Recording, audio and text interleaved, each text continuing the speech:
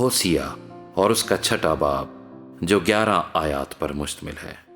آؤ ہم خداوند کی طرف رجوع کریں، کیونکہ اسی نے پھاڑا ہے اور وہی ہم کو شفا بخشے گا، اسی نے مارا ہے اور وہی ہماری مرہم پٹی کرے گا۔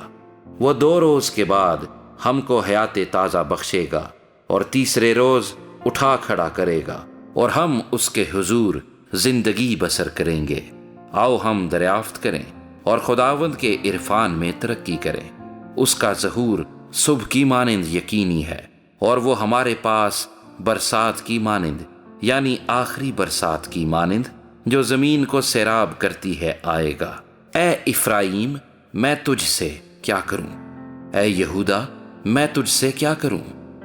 کیونکہ تمہاری نیکی صبح کے بادل اور شبنم کی مانند جلد جاتی رہتی ہے، اس لیے میں نے ان کو نبیوں کے وسیلے سے کاٹ ڈالا اور اپنے کلام سے قتل کیا ہے، اور میرا عدل نور کی مانند چمکتا ہے، کیونکہ میں قربانی نہیں بلکہ رحم پسند کرتا ہوں اور خدا شناسی کو سوختنی قربانیوں سے زیادہ چاہتا ہوں۔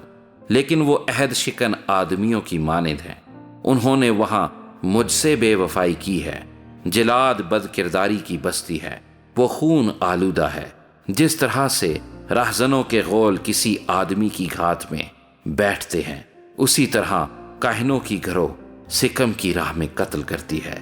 ہاں، انہوں نے بدکاری کی ہے۔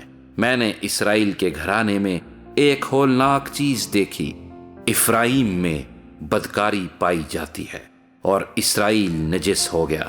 اے یہودا، تیرے لیے بھی کٹائی کا وقت مقرر ہے، جب میں اپنے لوگوں کو اسیری سے واپس لاؤں گا۔